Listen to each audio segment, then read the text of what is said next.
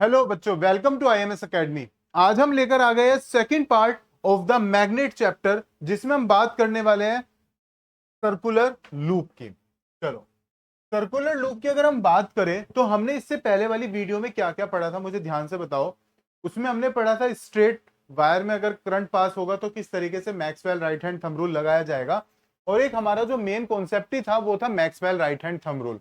जो आप में से सभी बच्चे मुझे कमेंट बॉक्स में लिख के बताओ कि किस तरीके से Maxwell right hand thumb rule हम इंप्लीमेंट करते हैं, या स्टेटमेंट भी जो है बोर्ड एग्जाम में directly Maxwell right hand thumb rule की पूछ ली जाती है। तो वो भी आप सभी मुझे कमेंट बॉक्स में बताओगे, क्योंकि बहुत ज्यादा इंपॉर्टेंट कॉन्सेप्ट है ये। और ऑलरेडी जब आपको पता है कि ये कॉन्सेप्ट या इससे जुड़ा हुआ कोई भी डायरेक्ट क्वेश्चन या इनडायरेक्ट क्वेश्चन एग्जाम में आ सकता है, तो वो तो आपको करना ही बनता है। चलो, सर्कुलर लूप में अगर हम लगाना सीखे, अब सर्कुलर कोइल क्या होगी। सर्कुलर कोइल जैसे आप अगर आप एनसीईआरटी का डायग्राम देखोगे वो थोड़ा आपको मुश्किल लगेगा। उसकी जगह आप ये बना लो।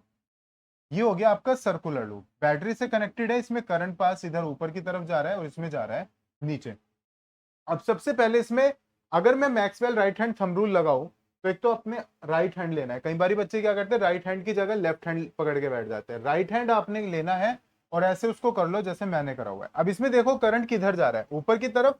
तो आपकी जो कर्ल्ड फिंगर है वो एंटी क्लॉकवाइज है, तो इसमें जो करंट बनेगा वो ऐसे बनेगा। अब ऊपर से करंट आएगा नीचे को, तो नीचे को आएगा तो आपके अपने थंब को करना है नीचे की तरफ। तो उस टाइम पे करंट नीचे आ रहा है तो आपकी जो कर्ल्ड फिंगर है वो होगी क्लॉकवाइज। तो ये हो गई आपकी क्लॉकवाइज।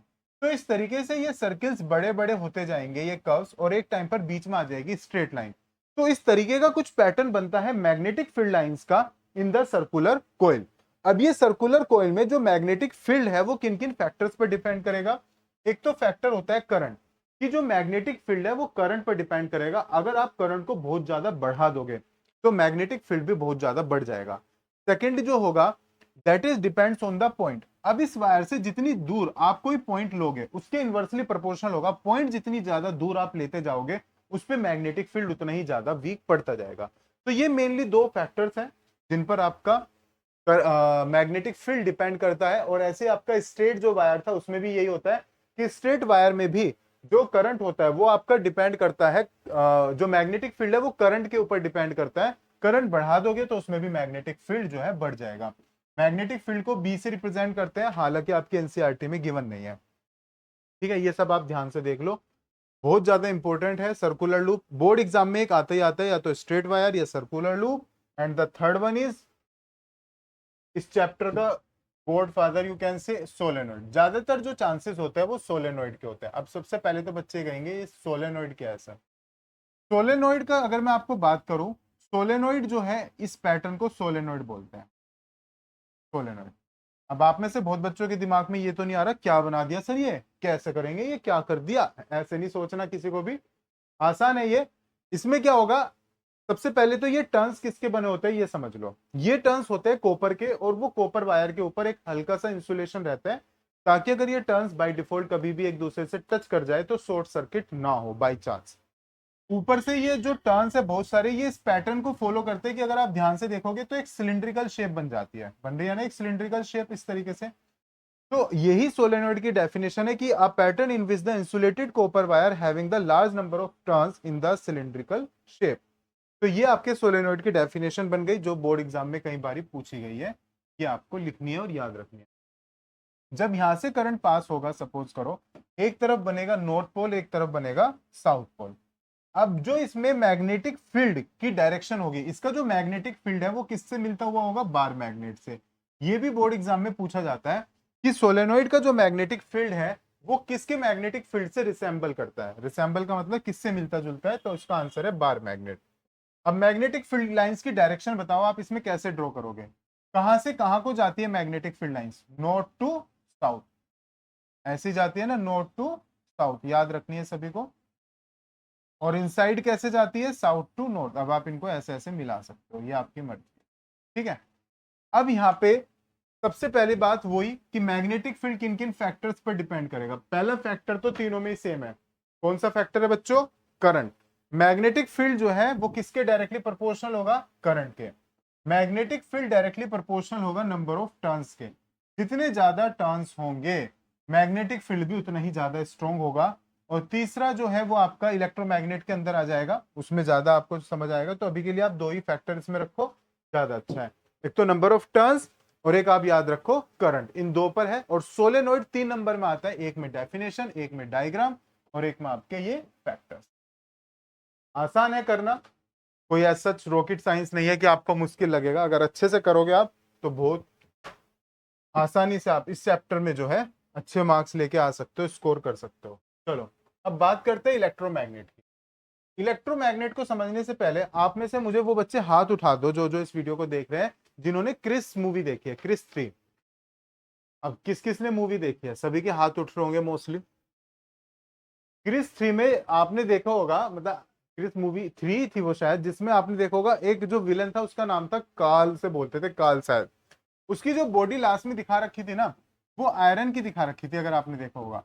तो उस आयरन उसमें दिखाया गया था कि उसकी जो बॉडी है ना वो लास्ट में एक इलेक्ट्रोमैग्नेट से चिपक गई थी, और इतनी ज्यादा टाइट थी वो कि जब आप उसको उखाड़ने की कोशिश कर रहे थे ना, तो वो मैग्नेट ने उसका वो जो कवर था उसको छोड़ा ही नहीं।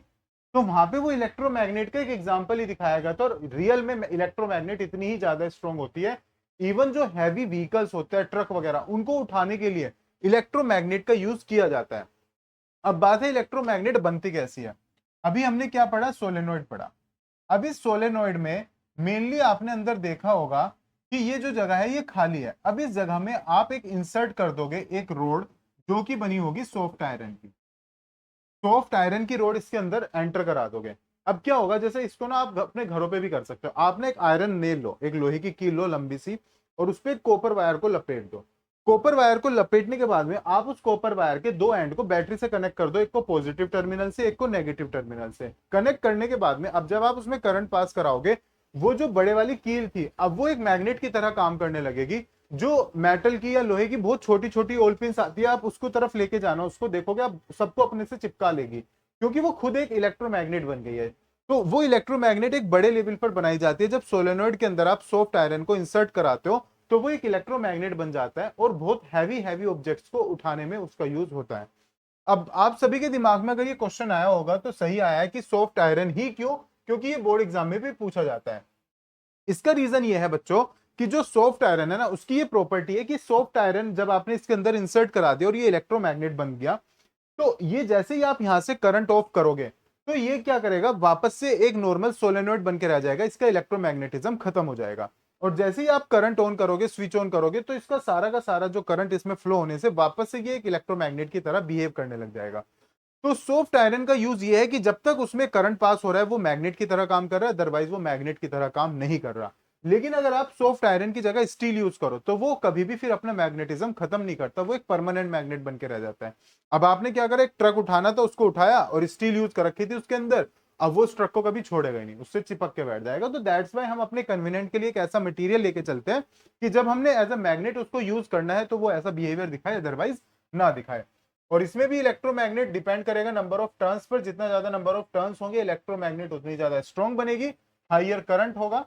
और एक होगा गैप भी होता है, एयर गैप। अगर ये वर्ड आपको एनसीईआरटी में देखने को मिल जाए, ये जो रैपिंग हो रखी है ना, ये हम एयर गैप बहुत कम छोड़ता है, बहुत टाइट से उस वायर को रैप करता है। अगर थोड़ा भी एयर बीच में रह जाता है ना, तो वो वहां पे एक रेजिस्टेंस पैदा करता है, जिसकी वजह से करंट घटता है, और करंट घटने से इलेक्ट्रोमैग्नेटिज्म का जो मैग्नेटिज्म है वो कम हो जाता है। तो एयर गैप वहां पे नहीं रहना चाहिए, ये भी एक फैक्टर है। चलो, इसको करने के बाद अब आप सभी मुझे डिफरेंस बताओ। नेचुरल मैग्नेट आप सभी ने देखी है, एक तो नेचुरल मैग्नेट, और एक हो गई आपकी यहाँ पे इलेक्ट्रोमैग्नेट। अगर इन दोनों में आपसे डिफरेंस पूछ ले तो इन दोनों में क्या डिफरेंस होता है आप मुझे बताते जाओ। नेचुरल मैग्नेट जिसे परमानेंट मैग्नेट भी बोलते हैं, और एक हो गई आपकी इलेक्ट्रोमैग्नेट। इन दोनों में डिफरेंस क्या क्या होता है? चलो, अगर फर्स्ट डिफरेंस की मैं बात करूं, तो जो नेचुरल मैग्नेट है उसके जो साउथ पोल है और नॉर्थ पोल है वो फिक्स्ड है, आप उनको चेंज नहीं कर सकते। लेकिन इसमें जो पोलैरिटी है वो चेंज की जा सकती है। Polarity can be changed. कैसे? अगर आप टर्मिनल्स, जो करंट की डायरेक्शन है, उस करंट की डायरेक्शन को आप अपोजिट कर दो। अब आप positive terminal, negative positive to negative current flow हो रहा था, अब आपने जो वो सोलेनोइड के वायर्स को कनेक्ट कर रखा था उसको आप चेंज कर दोगे, तो जो साउथ नॉर्थ बन रहे थे वो नॉर्थ साउथ बनने लगेंगे। तो इलेक्ट्रोमैग्नेट के पोल्स को हम रिवर्स कर सकते हैं, चेंज कर सकते हैं। सेकंड जो है, इसका जो मैग्नेटिज्म है वो फिक्स है, इसके मैग्नेटिज्म को आप घटा बढ़ा नहीं सकते, लेकिन ये जो है ये कैन बी चेंज, ये चेंज किया जा सकता है। किस पर? करंट पर डिपेंड करता है। तो अगर आप करंट को कम ज्यादा करोगे तो ये भी कम ज्यादा हो जाएगा, ठीक है। और अगर आप मैग्नेटिज्म की वैसे भी बात करो तो जो नेचुरल मैग्नेट है उसका मैग्नेटिज्म कम होता है, जबकि इलेक्ट्रोमैग्नेटिज्म का मैग्नेटिज्म बहुत ज्यादा हाई होता है बाय डिफॉल्ट। बहुत थोड़े से करंट में आपको देखने को मिलेगा बहुत ज्यादा इफेक्ट, बहुत ज्यादा हैवी व्हीकल्स को लिफ्ट करने में इसका यूज किया जाता है, ठीक है। तो ये सारे कॉन्सेप्ट जितने भी हमने किए ये आपको अच्छे से करने हैं, क्योंकि अब इस चैप्टर के अंदर रह गया आपका फ्लेमिंग लेफ्ट हैंड रूल, जो कि बहुत ज्यादा इंपॉर्टेंट है, एग्जाम में आएगा ही आएगा, और एक डोमेस्टिक सर्किट। नेक्स्ट वीडियो में हम वो दोनों टॉपिक कवर करेंगे, लेकिन उससे पहले आपको ये वाला टॉपिक भी कवर करके आना है। यकीन मानिए ये चैप्टर आपके लिए बहुत अच्छे खासे जो मार्क्स है आपको बोर्ड एग्जाम में दिलवा सकता है, क्योंकि बहुत इजी कॉन्सेप्ट है इस चैप्टर के अंदर, मजेदार है, और एग्जाम में यहां से क्वेश्चंस काफी सारे बनते हैं। तो ऐसे ही इंटरेस्टिंग वीडियो के लिए जुड़े रहिए IMS अकेडमी से। Thank you everyone.